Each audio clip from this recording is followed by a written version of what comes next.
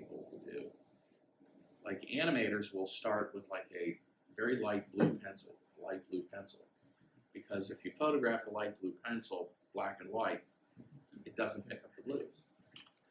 So they'll draw blue to get their gestures, and then they take red and they draw over it to get the detail, and the camera picks up the red as black.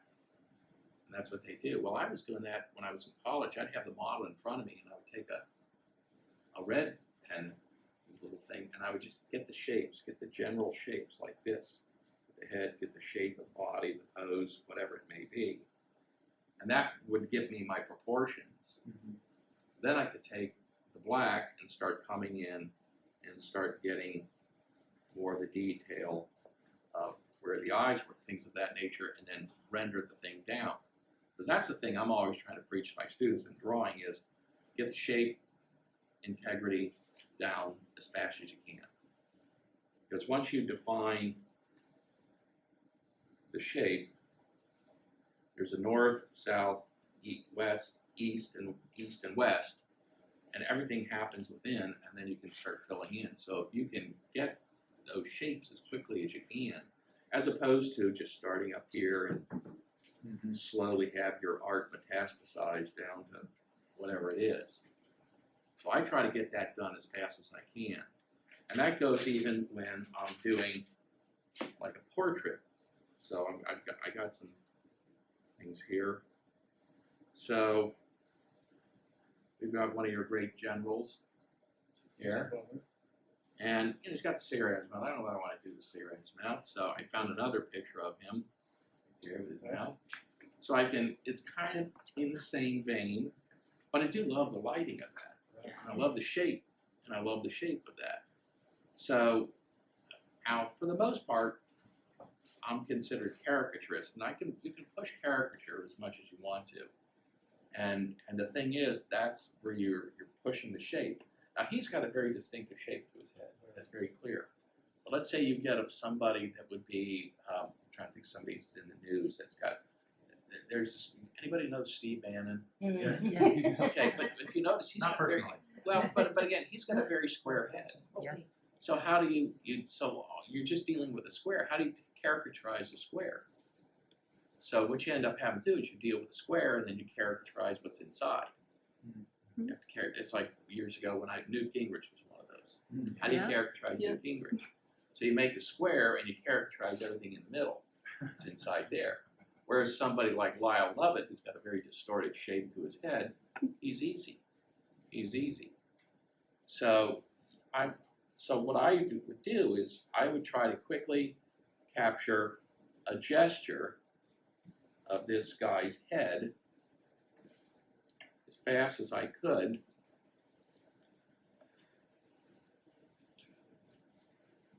And if he's in there, if he is in there,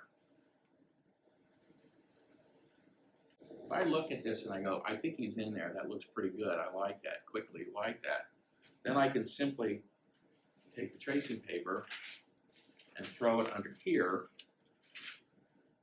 and then start by paying attention because I got my shapes.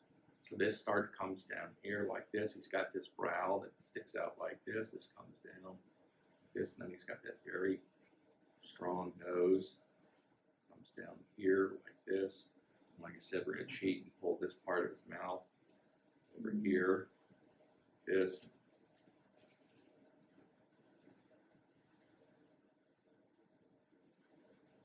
Go back. Pull that. Bring this over this way here. Bidding war against this trial.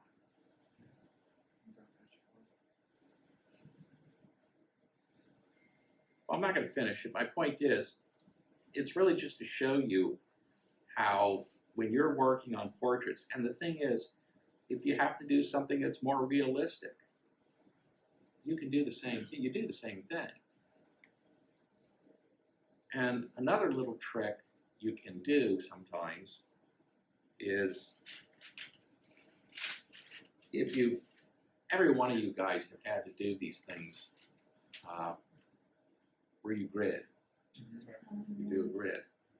Well, what you do, if you print this reference out, and because he's got a shape here to this head here, whatever this shape is, right? Well, if I draw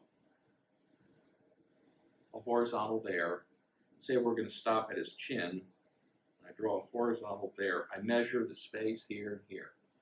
That's X number of inches. I come over here and I get exactly the same. So it's a perfect square.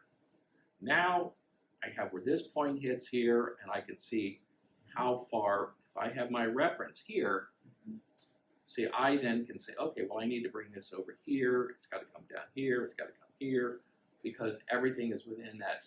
So now you're not necessarily having to put the photograph in a projector and project it to get it perfect, because it's fine to get things and project and get things perfect, but I still find that, as I said before, everybody swings a baseball bat, they hold the baseball bat, they hold the thing, they swing the bat through, but yet everybody has a different swing. Everybody, same thing if you watch golfers, everybody has a different swing. Everybody who shoots basketball sees Larry Bird's jump shot was different than Magic Johnson's jump shot. All those things. They're all doing the same principles, but their bodies move differently. Their bodies move differently. Your body moves differently than everybody else here, and your eyes will see things. So even though you're doing this, you're following all these rules here, watching this to see how this stuff all fits in here. See how all of this stuff fits in here, you see, you're getting the level of realism I think you want to get. So this is like if you're being commissioned to do a portrait, where you can utilize this stuff here, and then again you figure it all out here, and then what I do. Anybody here have an opaque projector? You ever work? I still have one. Yeah. My opaque, you could buy them digital ones now. Oh, That are like about that big. really? About that big, and you can just project and project like that. And so yeah, so I'll shoot a picture of this, put it in the opaque projector, and project. So what I'm doing is I'm projecting my drawing. I'm not, again, I'm being a slave to my drawing and my art, not a slave to the reference. If that makes any sense. Okay. So I just think tracing paper is a great tool for you to use. Obviously not the thing that you want to take out in the field when you're playing air, because there you're just responding and you're painting and you're doing what you're doing. But I'm sure every one of you guys from time to time have been asked, oh, can you do a portrait of this? Can you do a portrait of that? That's a great way to do it. It really is a great way to. If you don't feel really good about doing it, this is a good way to work it out, work things out here. You're really training your eye to see those things immediately. Because again, if any brothers or sisters or friends or anything, and they're not trained artists, you ask them to draw a picture, and an eye, that's an eye, because that's what it doesn't matter if they're drawing a black person, a white person, whatever the person is, that's the eye, because that's an eye. But they're not. But they're drawing basically an icon for an eye. You have to distinguish and see the difference between the icon and what you're seeing. What you actually see. Right. Yeah, that's good. Okay? So that right there is one of the real quick lessons that I think is a very valuable tool that you guys can use when drawing. So I'm going to simplify this to make you go relatively okay. So I'm going to see how I can do here. I'm going to try to do a real quick one of Chesty Puller. Somebody you guys are all pretty familiar with.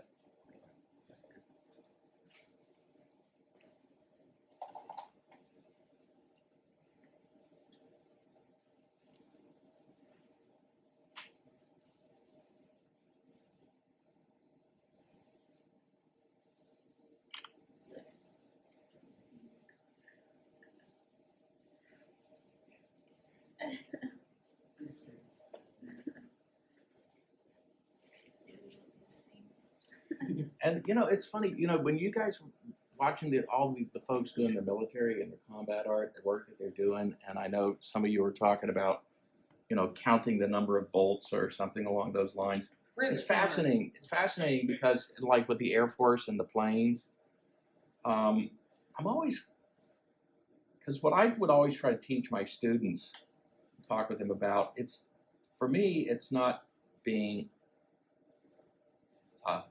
110% accurate. It's what I want is what I call 110% believability. I want you to believe what you're seeing. So even when if you saw the slides that I did, I would do these caricatures, but I would paint them fairly realistically. So my idea behind that was, okay, it's a distorted figure, because you see other people do caricatures, and they're fine, they're really good, but the problem is they're caricatured so out in the way they painted them, there seems to still be a wall that lets you know, okay, that's a caricature, we got that. What I'm trying to do is get you more or less to believe what you're seeing, that when you're done with this thing, that you can almost see the blood running through their veins. Right. So you believe it, you're believing it. So that's why in some of these scenes and things that I'm wondering, is there a way to be able to do things that I'm not trying to divorce from reality, but is there a way to get believability where all of a sudden somebody's not going to be going, well, wait a minute, that's not the right number of rivets. So now all of a sudden they're pissed off at the piece. Well, that's not what I'm trying. I'm trying to capture a moment. I'm trying to capture a moment in time. I'm trying to capture something else that what's more important to me is, the moment. Mm-hmm. And so that is, and again, I don't know how the historians would feel about that, but that's kind of my take on it.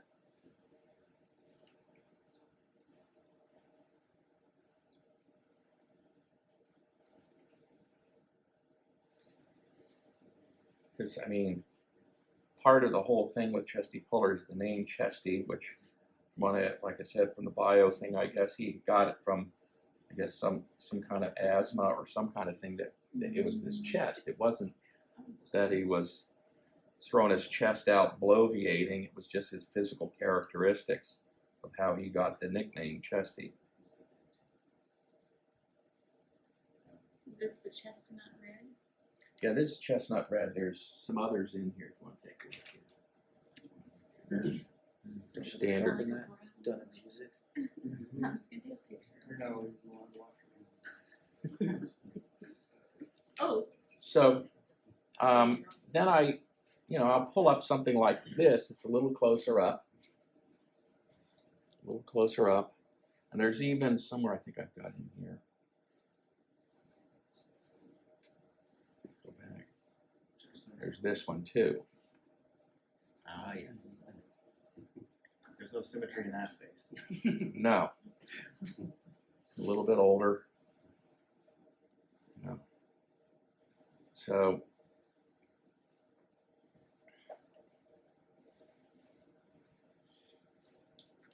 Glad to know it's not just like me that can always find a photo with good lighting and then the next photo with the clear image. Right, but not good Photo with the lighting. right angle. I wonder what his hands look like. Right. They were all in his pockets. Sergeant is freaking out. Trying to put behind that.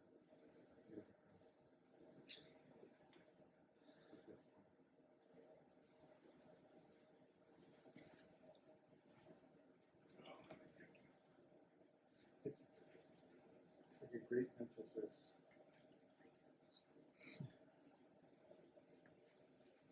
It's like an emphasis of the attributes that you make him. Exactly. Right. And that's the essence of character. Right. It's trying to identify with the law.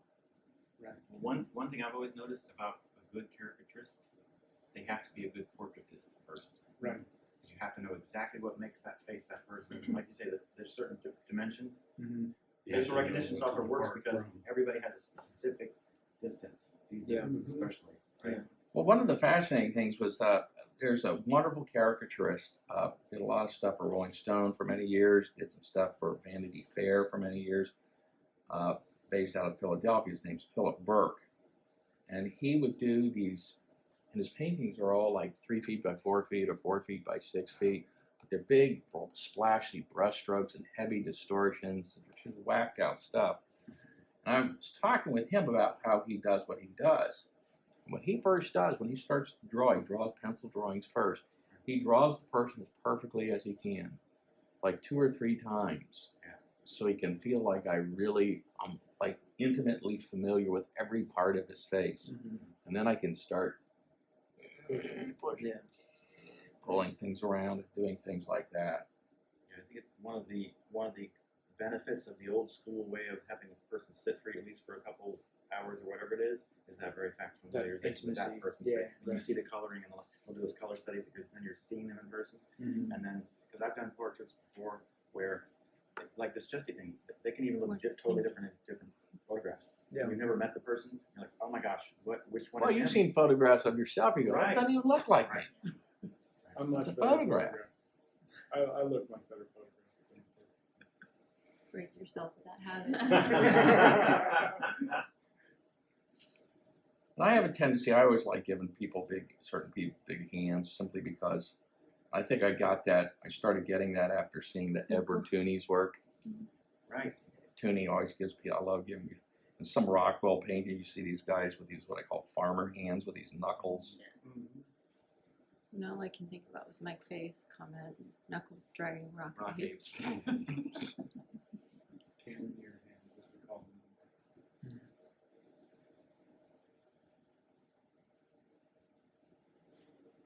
It's just the other way.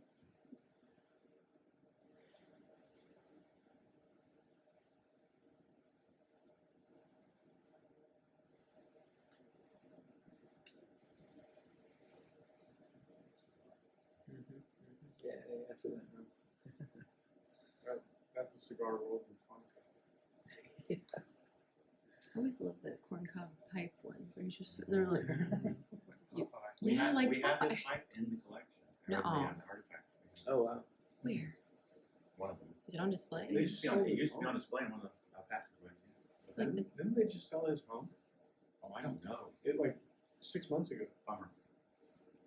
And it wasn't like astronomically. Right. Well, one of the historians back when there were a bunch of wrong active duty doing deploying and such, one of the assignments they got on Lieutenant Colonel Covert, he got sent to the Chesty Puller's residence because she was donating a bunch of his stuff. So he got the pipe, the Mamluk sword, I think it was we even ended up getting his 45 caliber pistol. So it's like Right. almost religious artifact.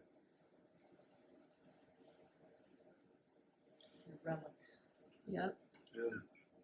And the other thing, I don't know whether you guys do this, but I have a tendency, I mean, I really go back and forth. I'll be able to go here, then I go over here, then go over here, then go over here. I really don't kind of just start from, I was amazed at the thing about Bernie Fuchs. Did he do the Start at the top and work down. Start on the top left hand corner, just That's what Richard Johnson does, right? I was gonna say. Yeah. Johnson's style is just Yeah. the exact I couldn't opposite. Well, you know what he told me? We were in the hangar bay on the Botana, whatever, and he says, I was like, how are you doing? Because he's doing the CH-53 or whatever it was. I know it was a 60. So he's sitting there looking at it. I'm like, how are you doing that? And he goes, well, I choose, like there was a little window in the sort of center. He says, I choose that one thing. And he anchors And it. I anchors everything on, and then I'll measure everything else compared to where it sits in the plane off against Yeah. that one thing. I have seen him. He'll do the big proportions and he'll nick his paper and find the halfway point and nick it. And then as he works, Right. he finds that sized position, anchors everything off that, and then when he gets to his halfway point, he confirms that he's on proportion track. And then if his middle hits his middle in the paper, then he knows he's good and he keeps going. That's, yeah. I'm trying. Science and the art. I worked all over the place too. I can't remember. Well, I'll use trigonometry sometimes in my compositional and my canvas size things, and I'll use the golden mean for figuring stuff out. Sometimes math comes barging in. For me, working all around the paper like that also is because if I go up to the corner, it's giving my eye a rest from what I just did at the bottom. And then when I come back to it, it's like a fresher look, but I don't actually have to get up and walk away. It's Yeah. kind of like, You get better proportions that way because sometimes it's almost like when you're like writing a poster and you want to say happy birthday and you do a big H and a big A and by the time you get to the end it's like tiny eye and like You ever use a mirror? I have. Would It's it? intimidating sometimes. It's like somebody standing over your shoulder saying, just put that there. Or upside down even. If you're working from a reference, if you turn your portrait upside down, or your photograph upside down, and your portrait, then you'll be like, oh, interesting. And you'll see it only for the object and the color and where the ratios. Lose all the preconceived Right, ideas. like what he was saying about, you think that's an eye, it's an icon of an eye, so you think you can get lost in that. Oh, this is my icon of this person. There used to be a game in children's books. There was a whole bunch of random squares, and it was a grid system, and you would just replicate what you saw on the square into the grid.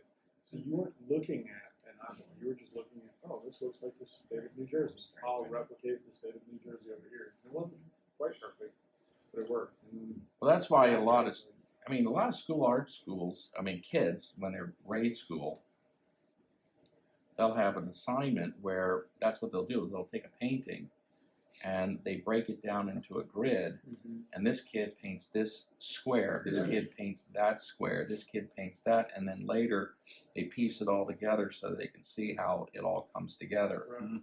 Because again, by making them do it in squares, they're not seeing, all they're seeing are shapes. They're not thinking about their drawing; they're drawing what they see. Well, Chuck Close was in his later work especially was doing processes like that. Yes. Like Right. each square got more and more abstract. Yeah. Right. And by the way, he had face blindness. Anybody, you know that? He couldn't remember a person by their face. It's almost like meeting somebody new every time you saw them, which is ironic for portrait artists. Yeah.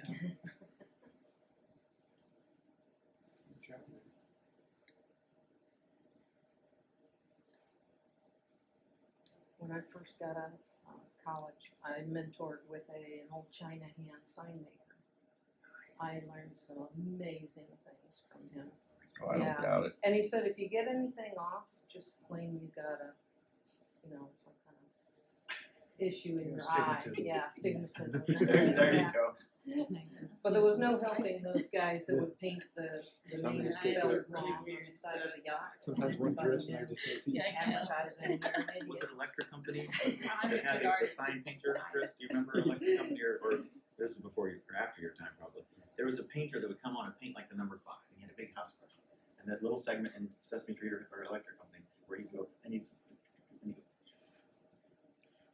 we were just in awe. I don't know why they had it on there, but it was brought to you by the number 5 kind of thing. And he would paint with a big brush this 5 sign painting, Yeah. perfect 5. Oops. Right. Yeah. I remember that. China Yeah, hands. that's Sesame Street. It was way after my time. Yeah, I was not a Sesame Street guy, and I'm still not. I still think Talking about it this morning. Sesame Street's one of the worst things that ever happened on television. That's not a controversial. I mean, Well, I only agree. the first 3 seasons are good, right? I mean, there's no actual seasons.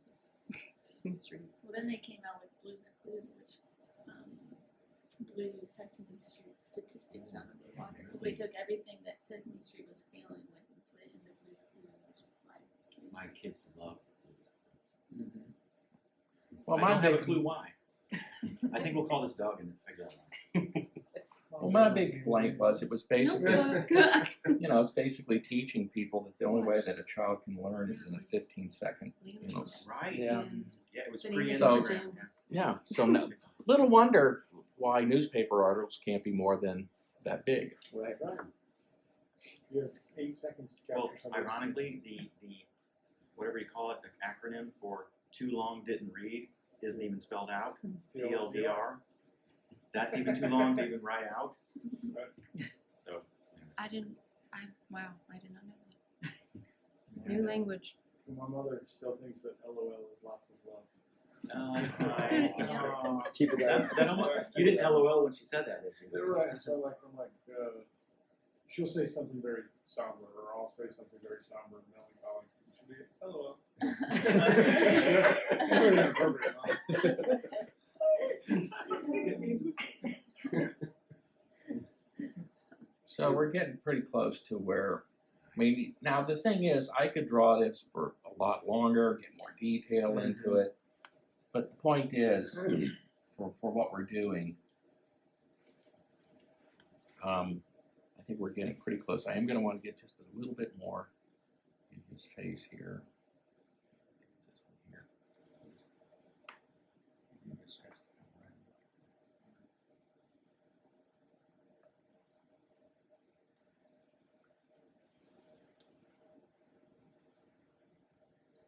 I look at this face, and of course I see this thing, and I'm like going, okay, how do you say no to this face? If you're I don't suppose that happened very often. that's my point. Exactly. Mhm. But it took him a long time to woo his wife. He had to Oh. effort into that. Oh yeah. But do you know he sent her a dozen roses every I think so. on the month every month? Yeah. On the anniversary when he. Take notes, boys. What's that? Take notes, I was boys. just gonna say. I You ruined it for all of us. His wife wasn't like mine. I would send her a bunch. Will you stop it, man? You know how much flowers cost? Stop it. Yeah, my wife's not. I get her flowers in the most intentional gesture, and she's like, "They're gonna die. I don't really care for flowers." I'm like, "Come on, babe. Good old reason. We'll find a way." What do you want? Trying to buy a new sketchbook or something? Yeah, what did you buy already? My husband would bring me flowers for our first year of marriage, and I was like, "What did you do?" Yeah. Like I was Are you so nervous. I was apologizing? like, What is this? "Where were you? Like, what were you doing?" No, these flowers are pretty. I've tried to convince Maria that if I bring flowers all the time, it won't be special anymore. That's never floated. No, you want it to be really, really special. So It's better if you pick them from your yard. so my And then point more is, if you pick can 'em see up. you can get it so far, and if you wanted to, you could go in here and you really start getting thumbnails and other things in there, knuckles and things like this if you want to do that. And that's fine. You can carry it as far as you want to go. And I think if you were to pull up one of these pictures, I think like that one there, you can still see it's in there. That's also from Great Expectations. Mhm. But this one here, Finley Curry. So I took the drawing, and then you can see I just took a wash of ink and washed the ink in. So, I can't really do that with him because he's wearing, the khaki colors, marine colors. But here you can see how I did that, and it was just based on the drawing. You can see still marks of the drawing, and that wash went down relatively quick. I think I actually have on my phone here real quick photo, because I'll screen capture from movies all the time. Like, Not in the theater, I hope. no, it's at home. Who goes to the theater anymore? Come on. But I memean, that's a screenshot from the movie They Were Expendable, which I think is one of the great movies. And John Ford, it's so beautifully filmed. And there's a guy in the movie, and I'm not sure if he's Army or if he's Marine because he's wearing a campaign hat, and that's Jack Holt. But he's got this chin. I mean, he looks like he's chiseled out of stone. But here's Dracula somewhere in there. But I thought I had. There's Bela, or Boris Karloff. The Mummy. There it is. That's it. That's the shot. That's his name was Finley Curry. Finley Curry. Had a great face, and he plays the convict in Great Expectation, and ends up, taking care of Pip. And the woman who plays Mrs. Faversham, that woman, what's her name? Martita Hunt. What a face she had. Would you be so kind to get me some water? So now, if you wanted to do this, and again, this is the key to this whole process is for you to understand that this process came out as pure experimentation, and so much of what I've done has been. I referred to it. Jack Unruh, I mentioned his name. He was a great artist, wonderful guy. And I always said Jack drew from the school of why not. If he said about try this, I don't know, why not? Why not? So see what happens. It's just a drawing. So I've got this drawing like this. If I wanted to, I could take some, like a little bit of red if I want to pink up his ears a little bit. Get a little bit around his nose, around his mouth and here. Get a little color in here. I can tint that a little bit. Start getting a little color in there. Just start working a little bit of that where that stuff would be.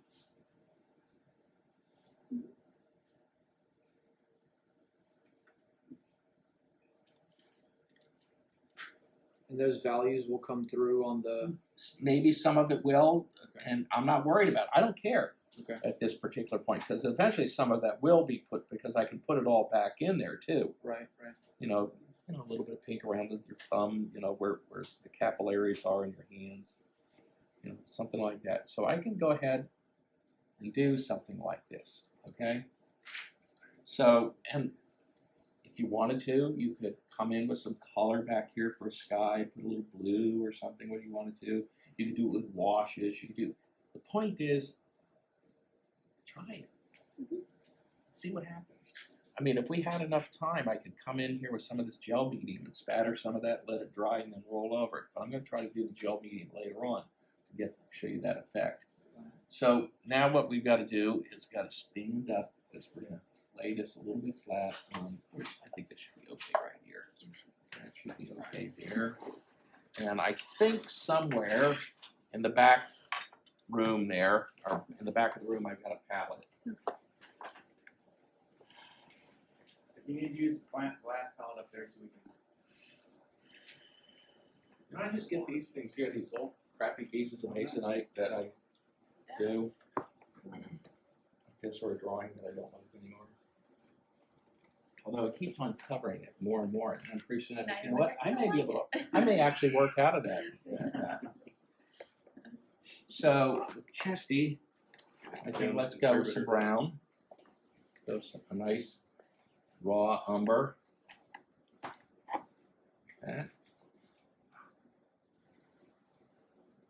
And let's get this out of the way now. Try to create some space. Now, even if, say, for example, you do your, let's say you want to take and you're doing a plein air drawing. So you could take this back home to your studio, your finished drawing, and maybe a shot that you took of that space, and do this at home. Because I can imagine if you were trying to do this and you're stationed in Syria, get the water out, I mean, before you rolled it out, it would dry because the air is so humid you couldn't do this. Yeah. So you might have to do this at home. But it's a fun thing to do, though. So all I'm going to do is I take this, and this stuff here is the key. It's called Ultra. See, it's not matte medium, it's Ultra matte medium. Now, to show you just what a genius I am, I went to the art supply store. I said, I want to buy some matte medium. I went and bought matte medium. I came home. I said, I'm going to do some work. I did. And I went this thing at Ultra. What the hell is Ultra matte medium? I've never heard of this stuff. Well, it's like a 35-minute drive to go back to the art supply store to change it back. So let's try this. And holy I found gold. I mean, because Yeah, it is. it's not just thicker, but what's going to be the cool part is the tooth. Is the tooth that will give you. There are brakes. Does this have brakes? Yeah, right. That's breaks. So I'm just going to dig in here with some water. Mix in some water here. I'm just going to start grabbing my color. Start mixing in this with it. So it's kind of like if you just take acrylics with water, you know, you get the consistency of like chicken broth. This now thickens it up. So you get a nice thick color on there. And certain colors you don't want to use. Like, for example, you don't want to use like a red oxide. Why? Is everything red? It's so opaque. Yeah. It is so opaque. If you notice some of the colors I have, they're more translucent, or what I would call transparent. Like Prussian blue is a very transparent blue. It's not opaque. If I use quinacridone red or hooker's green, there's a lot of pigment and color and chroma to the color, but it's very transparent. Now you just start going.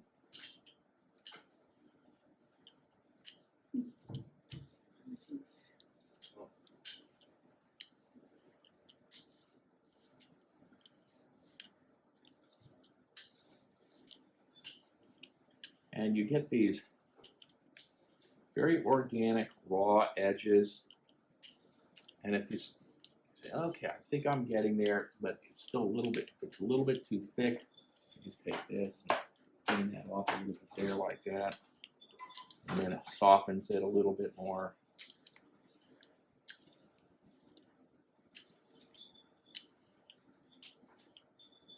Do you have to fight the paper from warping very much? Like, does it affect your ability to work it later? I'm done. Not really. You might get a little warping, but when you close the book, it all tightens up. The one thing you got to do is pretty much this. Once you're done with this, you got to wash it off, because then this will cake on and it'll dry on here. Yes. I'm going to rinse this off right now. I have utilities.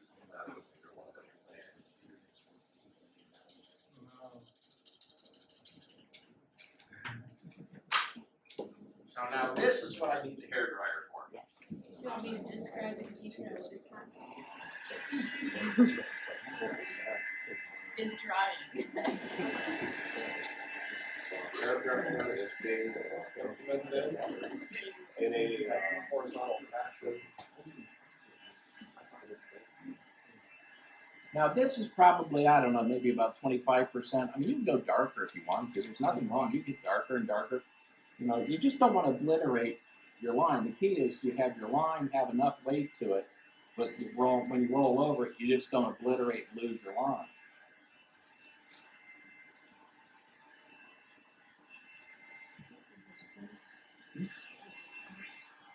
I sometimes will dry the back of it too.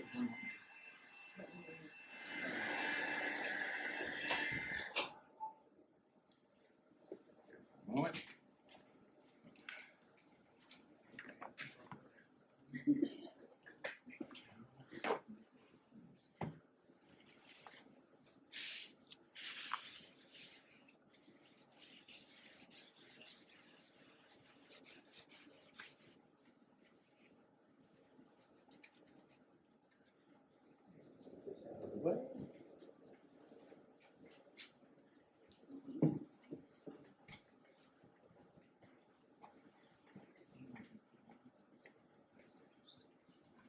So now the fun part is, see, if you want to come up here for a second and just run your hand over that, just feel that. Feel that texture that's there. Just very gently, you feel that. And of course, we give it a little bit more time, it'll cure more and more and more. And so it'll end up getting really nice and hard. That you'll be able to work back into it. And we'll start doing that initially, and then I'm going to try to see if we can pull something off, and we'll see. But the fun part of this thing is, like I said, is we'll see. We'll try something, see what happens. Because I do want to try to show you something with this stuff too. So the pink is still there. If this was darker, the pink would probably still be there. What I can do is now start taking a lighter pencil, such as this, right here. We'll pull up the picture of Justy, there he is, right up top. And we'll start using that lighting there. And the thing is, how many of you guys have drawn colored pencils on top of acrylics? Yeah. Mm-hmm. And it does, because of the plastic in it, you know, it doesn't really pop. Yeah. But look, I just touched it there, and boom, it's, you know, it just, because of the tooth, this really grabs Are these watercolor pencils or just regular? These are just your regular Prisma pencils. I try not to use the watercolor pencils because if I go back with a wash, then all of a sudden I start, you have a problem. Signatures. Oh, you going over it? Yeah. Yeah. I started going using color pencils over pastels because the acrylics. Right. That issue. Right. That comes along fast.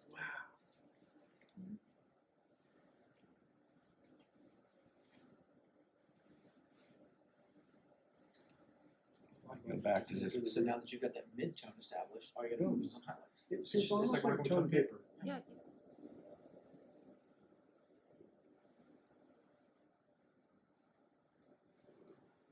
But I'm always disappointed with the uniformity of some of that tone of paper. Right.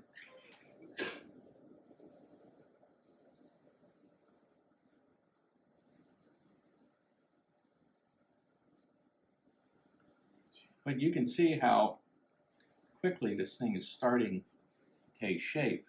And I can go back, I can find it, and I love some of that there too. Right here, this little fold right there.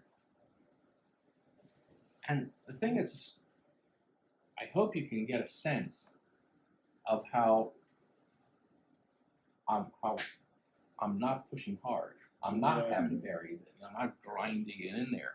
I'm getting a lot with not a lot of force. But it's not just the tone, it's the texture. I love that little part of the cheekbone right there. I want to get that part in there. That's like the classic front end right there. Would it work to use black paper and then use the acrylic medium and to get to a medium tone that way? You know, I've never tried it, but I think that's a cool idea, man. Try You it. have your assignment. Report back to us next year when we get when we're Fortune here. favors the bold, so.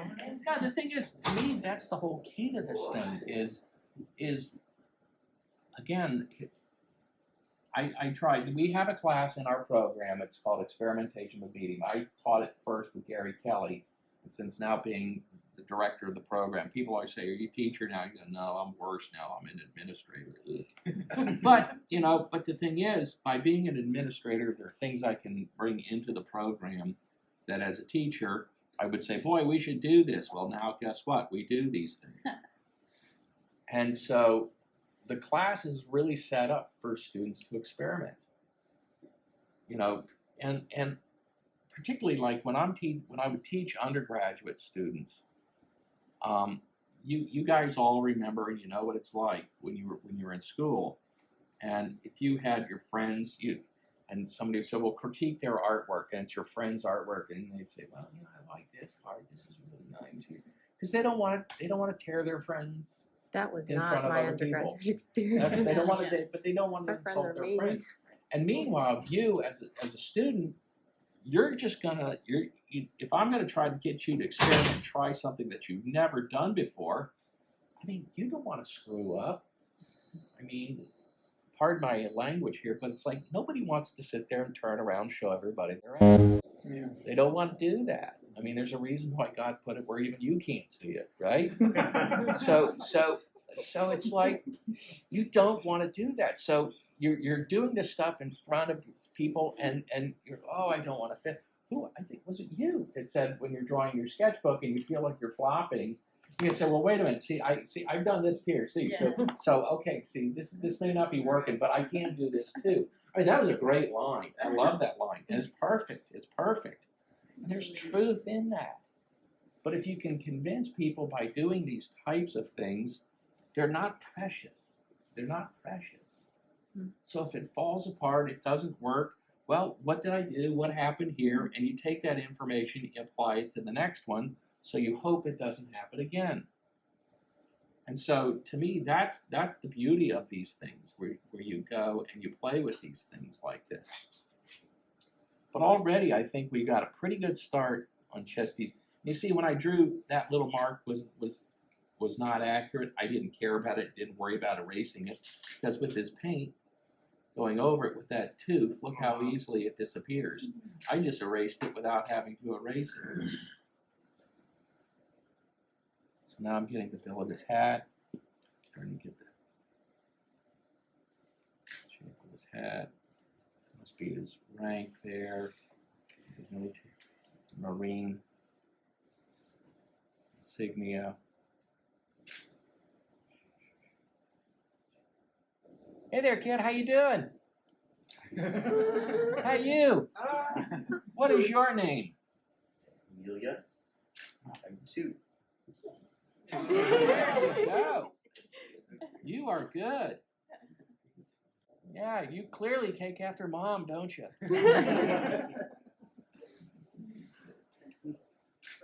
I don't even know him and I'm insulting him. I don't know what I'm thinking.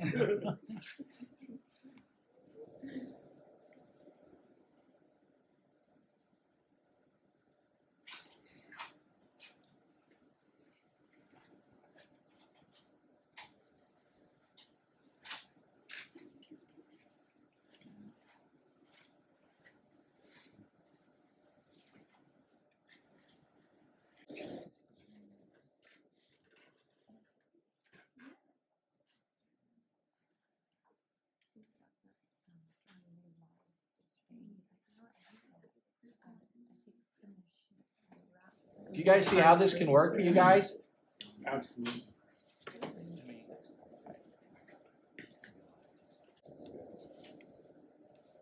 But the problem is the layering hasn't worked for me, so I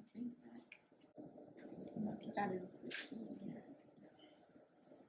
It's like with your metal format. You can rub a penny on a piece of paper all day and it doesn't feel like Yeah. it. See, when we're done today, everybody's gonna make a mad rush to Michael's for ultra matte and like Right. so one of the I things don't. there, it's, The thing is, I don't think Michael's carries it. I think you got to go to more of, like I get mine from what's called Plaza. There's a Plaza, and I think Richmond has a Plaza. Yeah. who does? On West Grace, it's Plaza Art. As I say, I don't think I know. Hobby Lobby or Michael's carries it. Yeah, I've never seen it. And Dicklick, or you tracked it's Dicklick. It's in on I Street and 13th in DC. You can park across the river. If you walk on line, you don't want to park in. You park there right behind the island. It's the island right there. Yeah. Is that what it's called? Sure. There's free parking there. You can park there and just walk across the bridge. Then you'll have to park in DC. Amazon sounds good. I'm sorry, was this beige? What's the color? Yeah, this is I think a beige colored pencil here. But it can be anything like that. Those are Yeah, you just it's the best. yeah, you know, beige for a while there. You know, it was what color I used all the time, and temporarily, you know, Prisma they keep on changing colors, and they discontinued it. I went into a conniption fit. I was writing them and telling them, and it's funny. Eventually, it did come back. I'm sure it wasn't me, but it's just one of those things where everybody loved it. And now they have come out with these other beige colors, these peach beige and these others, and they're really nice. I've got some in there. The subtleties of them, the subtleties of them are fantastic.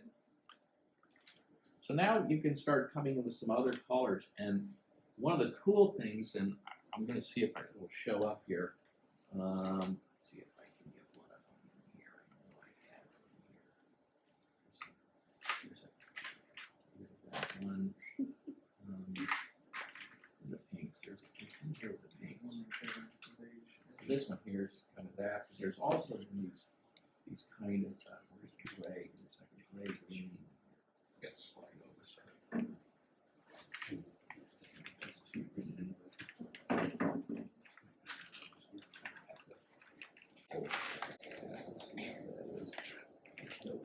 It's too light. Yeah, we'll just use this one here. So you can take some of these little pinks and colors in here, and because this texture is there like this, I mean, I try to do as subtly as I can. It's like putting a yeah, like a wash. And if you do that for that, you know, where the gray tones, they come in here with these little bits of gray. I mean, this is like good old fashioned Degas and like certain things too. Over an premature tone. More of this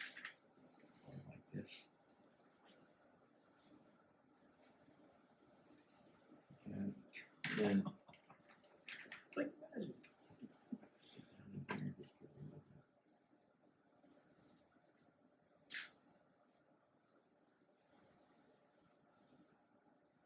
You mentioned your pencil hold last night. Is this pretty much, you've done it for so long, this is the way? well, that's I mean, I can remember you used to always want to have gotta have long pencils, gotta have that, and over the years I'm always just because I'm not. Yeah, not scratching. Now, if I'm trying to get a gradated tone over a large area, I can take this and do that to get these gradations. One of the things I try to tell students, don't do this for toning because it's uneven. But if you take this and do that, you can get gradations. You can see how little pressure I'm putting on this thing. Okay. So I'm gonna try something here. We're gonna try to have a little fun with it. I hope. We're gonna have some fun. That's great. Maybe a landscape will start. Hold my beer. Right now. How's our time? We're great. 10-10. We're on your time.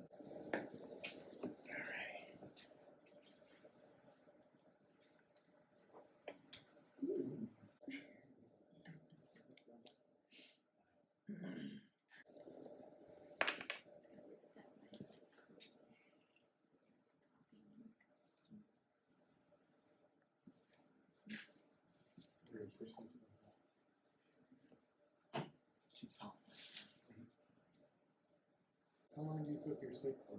Approximately 2 hours.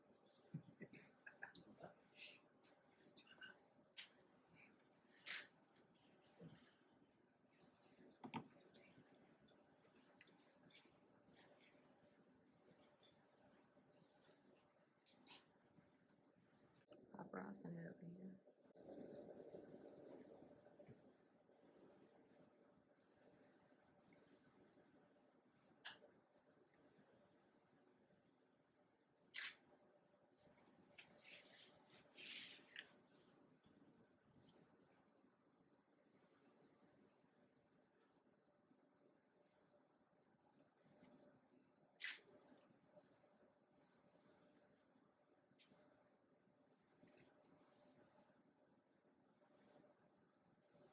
This question might have been asked earlier prior to my arrival, but do you find it's easier or distracting with 20-some people hovering around you and watching your every move? Well, one of the fortunate things, as I said, I started teaching in Dallas at a school called Brookhaven College in about 1983, somewhere in that ballpark. And so that's over 40 years, nearly 40, And so I've been doing it now so long. It's just kind of almost, I don't know what to call it, second nature or what it is. But I've just been doing it a long time. And it doesn't seem to matter. It doesn't seem to really matter. So let's get a little more paint.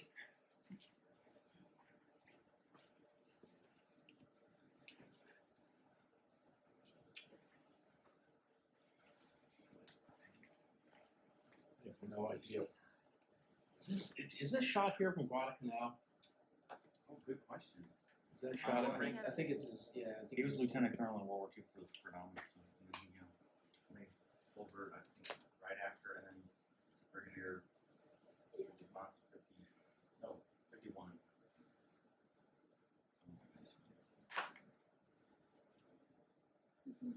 So most of his Navy crosses were won. He was in one, but Nicaragua. yeah. Most of He started out in Haiti as well. Most of his Navy. Right. It's 5 Navy crosses. Right, you knew that. It's like they just give him an upgrade. Doesn't that count? Like, okay. Now I don't use white acrylics, I use gesso. Yeah. Just always do. Have you ever thought of the clear gesso? You know, it's almost too sandy. Yeah, that's what I was thinking. It has a very gritty. Now sometimes it works for me, but it feels funny. Almost too sandy. Grab that. Grab that.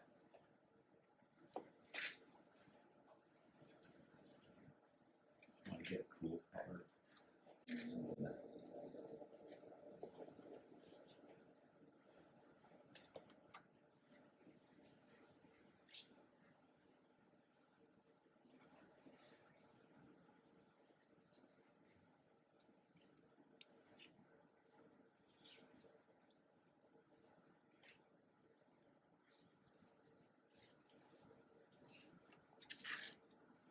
And so you're working sometimes purposefully opaque and purposefully translucent. Well, and the fun part here, I'm hoping we'll have enough time here. We'll break out the hair dryer and have a cup of coffee while some of this dries a little bit more. Because guess what I'm going to do next? You're gonna gray it again? You're gonna go back over. I'm going to do another roll. No. It must die before it lives. Push back the cords and then it's It'll be fun to see kind of, and the thing is, you can't 100% predict it, but you know you're going to get some interesting things happening here. That's what I want, is some interesting things to happen here. And all your initial sketching goes away. Not, but But not a lot of it entirely, doesn't, you know, but- it's still there, it's still sort of there. I mean, even with some of the abstract expressionists like Richard Demoncorn, he was perfectly willing to say something in his.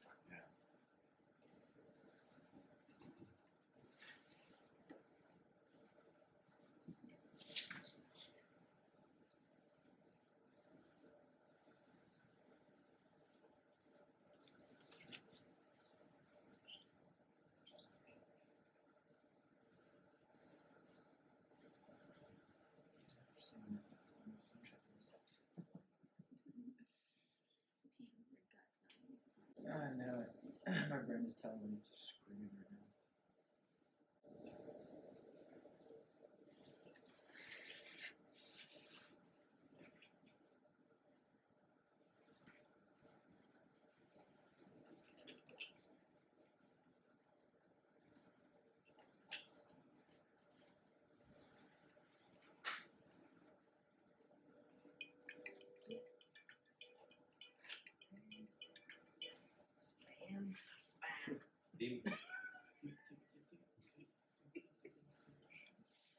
That was your musical interlude.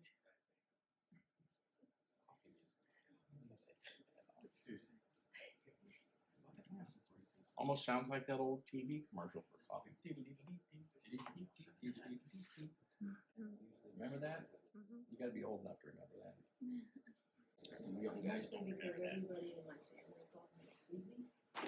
Okay, let's have our coffee break here. But now you can see I've got some. See, I've got a little bit of shape going there. It's still things. The shapes are there.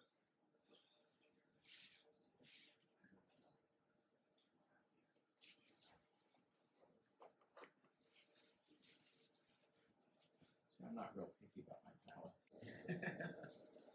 It's like a good frying pan. Oh, yeah. Like everything. Cast iron. Okay, let's throw Cast this iron. in. Season it.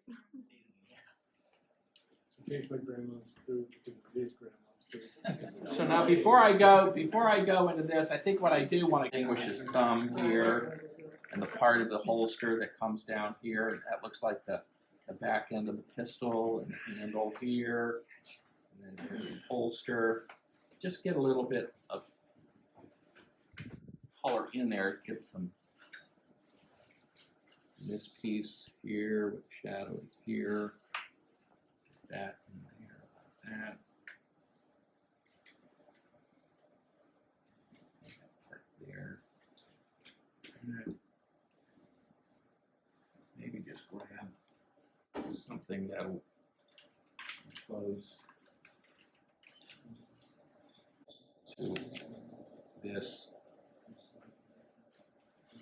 Just give me an indication of that there.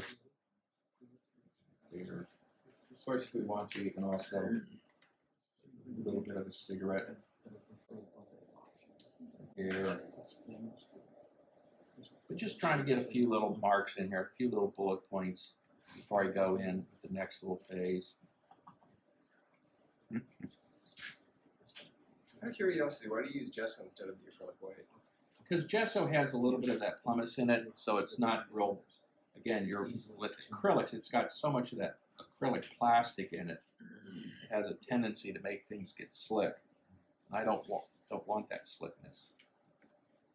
Okay, so there's just that little bit of something in there now. So, okay, so I get a little bit of indications there, little indications there. They're not heavily detailed, but they're just enough. So once again, we break out the ultra matte medium. Squeeze out a dollop of that. And then we grab, once again, our brown, some water. Start mixing up some color here. Good save. And we'll start mixing. You can see right now this is darker. This is darker than the last one. So let's see what happens. Bright. Here's for Whatever, I fix it. the fun part of this Yeah, thing. it really is. It should be. You should, it should. I mean, every one of you guys, over the course of time, you develop processes, right?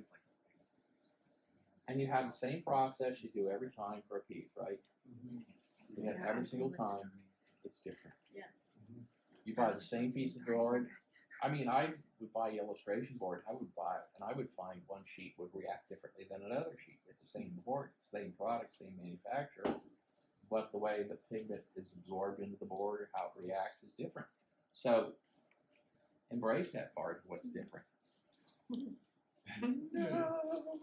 Go on without Brian. No free. So just roll over it. Nothing is sacred. Rolling, rolling, rolling. Keep those bricks rolling. They say that.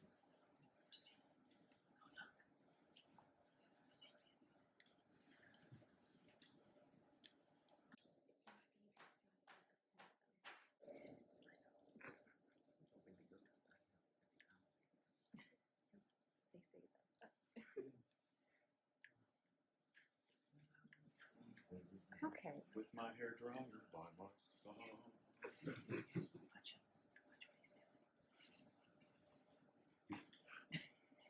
There's going to be a test on this.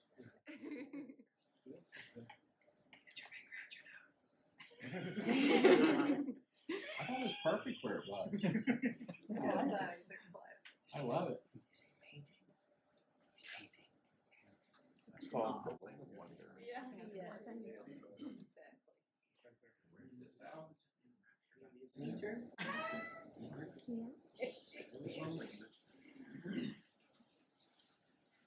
Now what I look like, CJ? Hey CJ, you know what you need to do? You guys need to get together and like barter and say, okay, contract, marriage, you're right? Create a combat art dynasty. Does that mean we get to go over here? The fun part by having this second layer on real quick is now we're pulling color out of a kind of a darker mid-tone, which is nice. Because now I'm going to be able to start playing around with some formations and those mountains in the background, pull out more of the folds in his uniform. And the thing is, somebody asked, well, will that pink show up again? It's there. Thank you. So it's there. It's like the spaghetti sauce. It's in there. It's in there. And so that's all you're really doing. And so now, give this a moment to dry here. Here's our hair dryer again. We'll speed it up. Take it. There you go. We have it. I'm gonna drink coffee. Let's do that. Supposedly Seattle's best. How do you lift it up? How do you lift it up? Oh, because that it'll cool off faster. Then I can drink more of it. Oh yeah.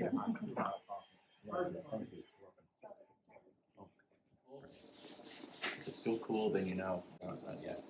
But this feels pretty good. But now, once again, so you saw I used a palette knife, remember, with acrylics, plastic, and put this, and so it had a very slick surface, didn't it?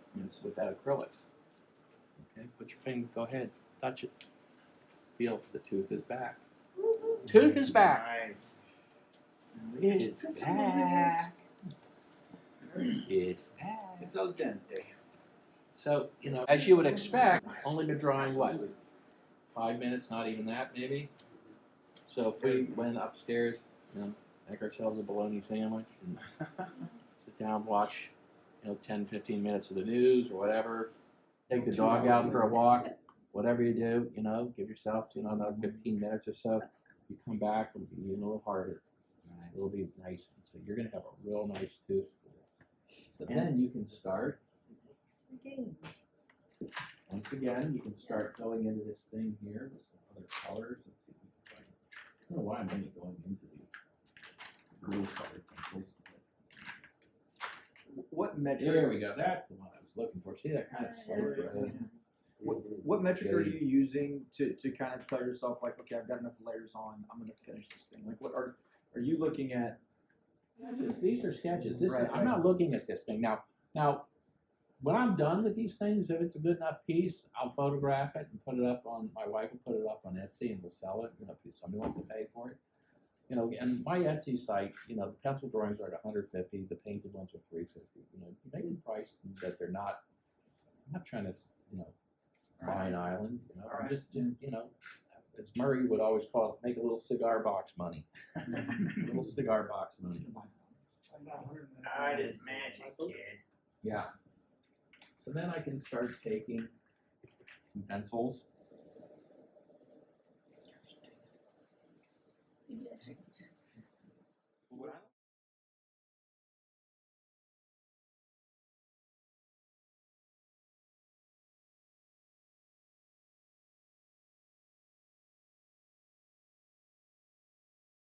To be honest with you, that Mark English used to do is very similar to this.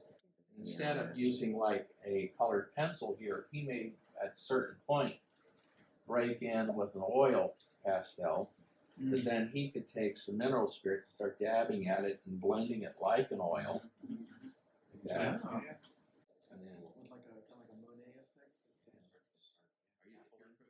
have you seen some of the paintings Mark is doing later on in his life? Not in person. Oh man, and watching him do this stuff. Like I said, there is a podcast that friend of Mark's in Kansas City did, and I think they're still available. It's called Everyday Artists, and they had somewhere they were interviewing Mark and talking about his techniques and his styles, and mentioning how towards the end of his life, as he was doing a lot of his work, he mentioned like his art supply store was a hardware store. Because there was a period of time where he would actually take a painting so far and a piece, get real simplified shapes, not getting super detailed, get the shapes. And then he would take, that wax extender that they use for oils. He would mix that with roofing tar. Oh, I had a friend in college who used to use roofing tar. And you mix that together and you scrape it across so it like almost obliterates the paint. Oh. But you could just see a ghost. You see a ghost of what's there. And then you could take the mineral spirits and start peeling it off and lifting off and getting it. There's a video of it.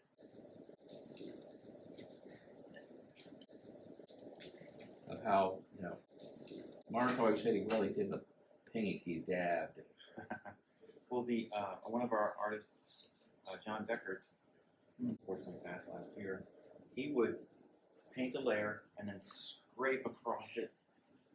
Yeah. So the underlayer parts of it comes through, and he'd do another small layer. It's a beautiful technique. That was sort of like I saw a demo of John Foster. If you know John Foster's work.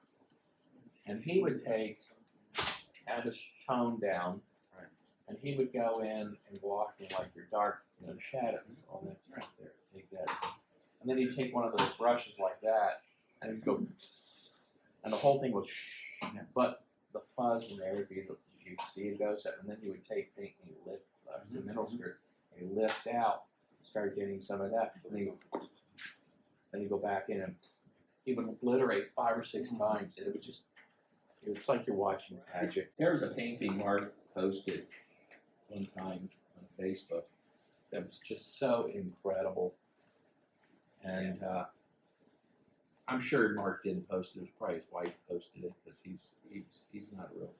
wasn't real tech savvy. And so I said, Mark, did you see my reply to your piece? He goes, no, what did you say? And I said, I just wrote F you. Because if you saw this piece, I mean, I've seen Mark experiment and do all kinds of things. And you always get a sense, you know what he's doing, you know what he's trying to do. You see, you got this.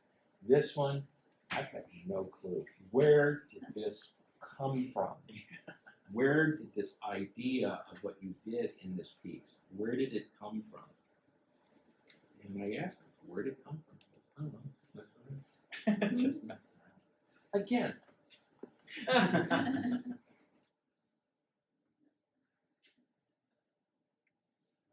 I mean, that was the thing with Mark. You never saw Mark break out an eraser. On an archival note, by the way, I found out recently, unfortunately as well, when you talk binding and etc., physical bond to a canvas, if you use an eraser on your drawing on the canvas for stage, etc., guess what you're doing to your canvas layer? You're adding a gummy layer that is preventing the rest of the layers from binding. You're causing an archival issue that years from now will be not good. So don't use erasers on your canvas anymore.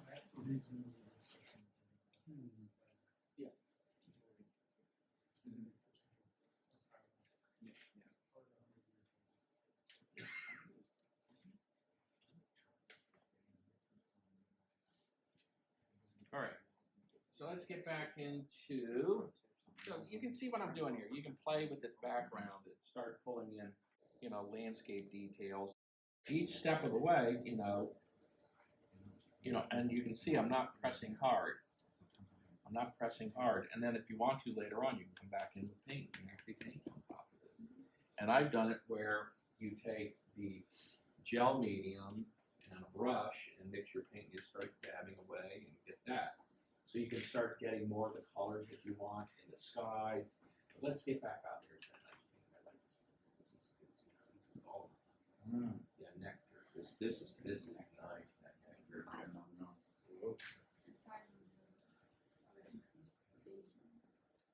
Just start tinting away here again.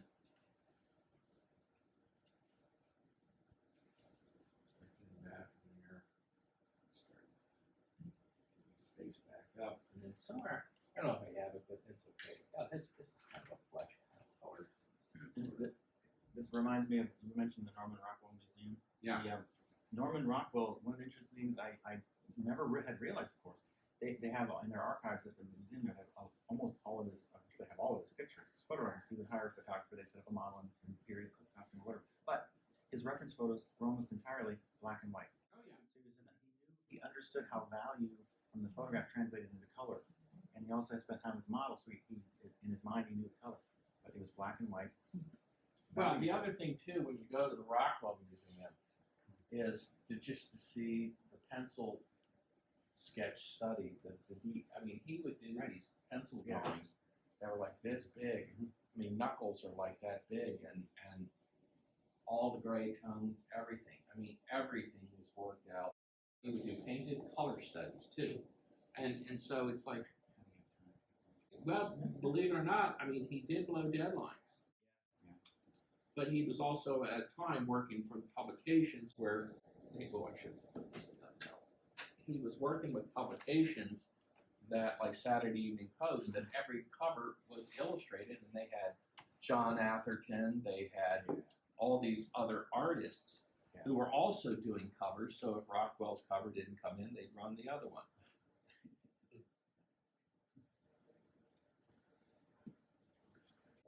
So we can just start coming in here and once again reclaiming some of our lights back into here. If we want to get some more rosiness and color into his face.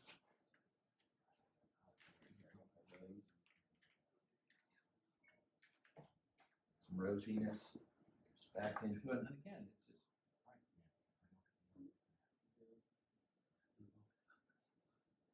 it's just that. So then you even around his nose.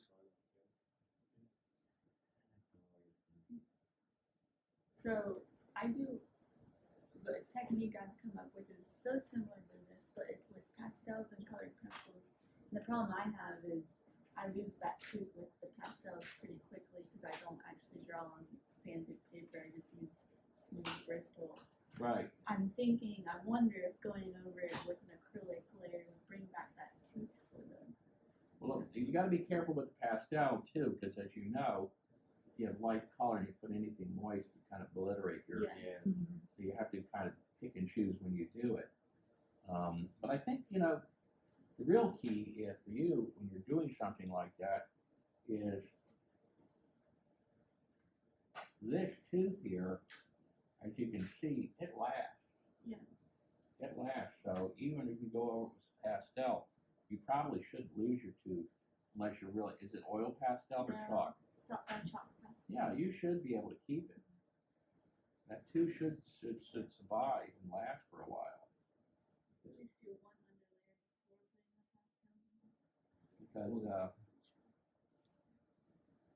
One of the things that you said too about the certain consistency of Yeah. the matte medium.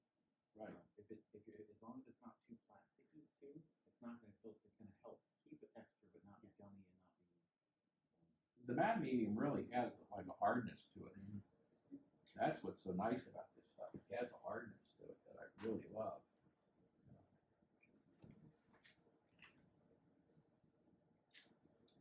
And the nice part about the different colors is, I think, the waxy.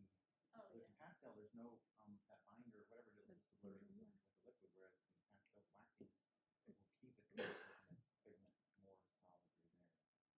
Yeah, I've tried all the colored pencils and I always come back to Prismacolor, even though they're very easy. Quality is quality. I like, some of the Derwents are pretty good. But again, I when I pick my pencils, I usually pick them based on the color. Yeah. I do the same with oil paint. Oh yeah.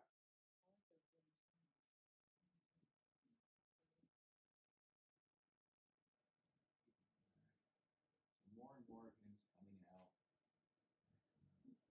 Beige for the hat. Would the hat been kind of gray? I kind of tan. The tan. Yeah, they're so in that era, it would have been a green with it's OD sort of, but it depends. When I was out at this reenactment with Wild Town, some of them had original herringbone, and they fade to a brownish, lighter, almost a khaki. Peanut butter. Right, it's lighter, yeah. But it starts out as a green. Thing is, so what if you wanted to take this to more of a finish, then you can probably then, if you wanted to, come back in with paint and go in there and actually get the color to the more accuracy of what you want. Because right now I'm still really playing mostly with, yeah, there's color going down in here, but I'm still mostly working with the values.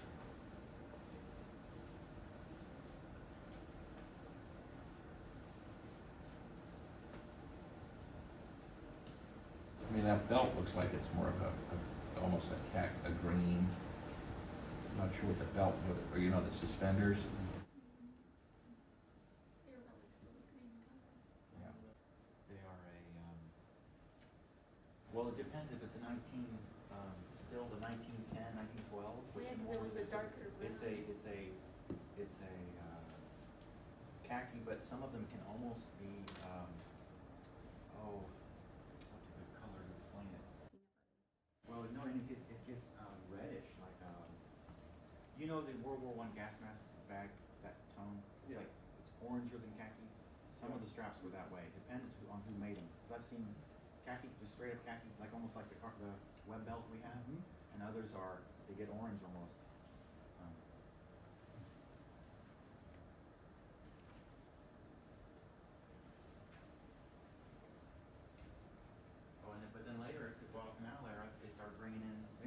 wearing army torture belts because someone started getting OD.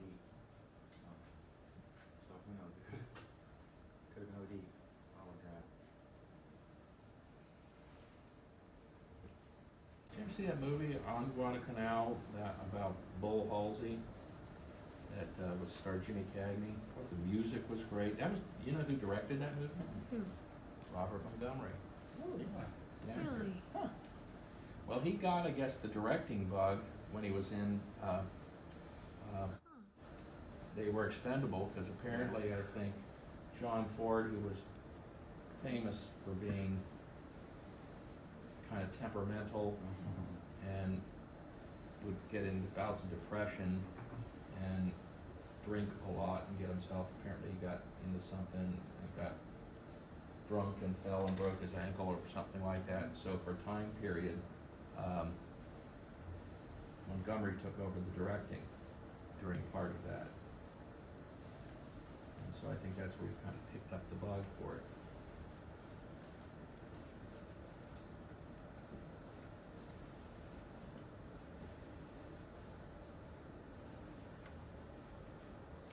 So now we're going to start picking up some color in the fingertips and knuckles.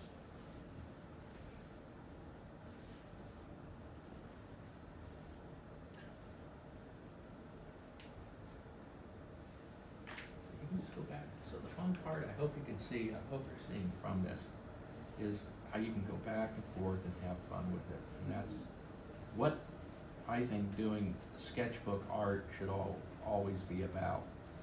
Now, the only thing that I would always try to recommend to my students is, try to get it pretty complete. Don't, I mean, if you start another way, if it flops and you want to start another, that's fine. Do that. But try to finish sketches. Get things pretty well finished out, Use them for really kind of educational purposes. I love being able to take these things and get them almost done.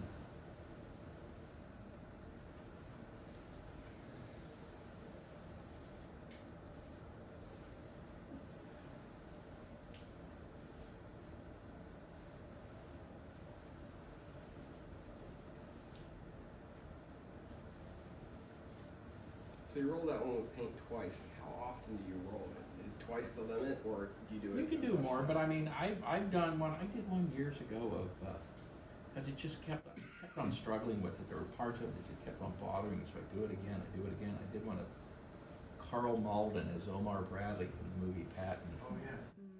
And I must have rolled over that thing 6 times. But it was cool. Every time I did it, it got kind of a raw edge to some of these areas, so it got rawer and rawer and rawer. And so part of it was, I thought it turned out pretty good in the end. For a while, I thought, this is never gonna, the old classic line, all I was doing was polishing a turd. And but eventually it worked. I stuck with it. And what a nose. I was just gonna say, remember the movie? And it's such a glorious nose. George C. Scott's character. Yeah,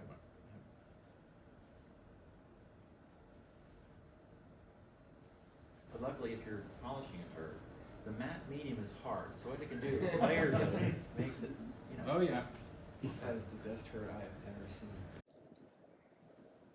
This is magic. It moves you to use a fast drawing medium. Well, for a long time, I always felt that was the problem with acrylics is it would dry too fast. So it was very hard to get some of the blendings that you wanted. But using something like this, it helps you get some blendings. Yes. Yeah, because you can walk away from this, like if something came up, come back a couple hours later. Exactly, more, and I can start coming. And if I wanted to take it to more finish, I could start coming in with paint and softening some edges. Because now all this acrylic and matte medium and everything, it really is creating a seal that's protecting this paper from getting all wrinkled and warped and. Well, open acrylic golden has an open, even a matte medium that's open. I don't know if it's the right texture, but that it stays open longer if you like that idea. And they have slow dry acrylics as well. Yeah, they also have Right, slow dry. yeah. It's what you guys were saying last time too. Well, do you have to paint with acrylics once you start with acrylics, or can you switch to other mediums and work over top of it, or no? Oh, I'm sure you probably could, but you'd run into, I think, I'd be careful because, again, if I were to apply gouache to this, I would probably do that at the very end, because if I start doing things, you run into the problem that, gouache can break down if I wash over it. If I want to go with oils, I probably I don't know, I might want to back this because the oils may seep through and, do something to tape if you have something. Good part about what you've done, like you said, it does seal it. So this is almost like it's a gessoed paper now. Oh yeah. Here's the issue with oil versus acrylics. If the acrylic, like gesso or the acrylic layer of paint, if it's toothy enough or dry enough or whatever, it can take oil. But it's never the other way around. You can never put acrylic over oil. Well, what you have to do is you have to use like a spray fix it Right. and seal it with a spray fix it. Yeah, on this kind of a surface, right? With canvas, it probably would not work. But when you first saw the process where you put the oil and then you do the sealant, I thought he's violating every rule of whatever. But it works. The layer does work. Have you ever tried using alkys? Yes. I have a couple of them. The other one too, the other paint that I have, and I haven't tried to experiment out enough with it, is Hansen.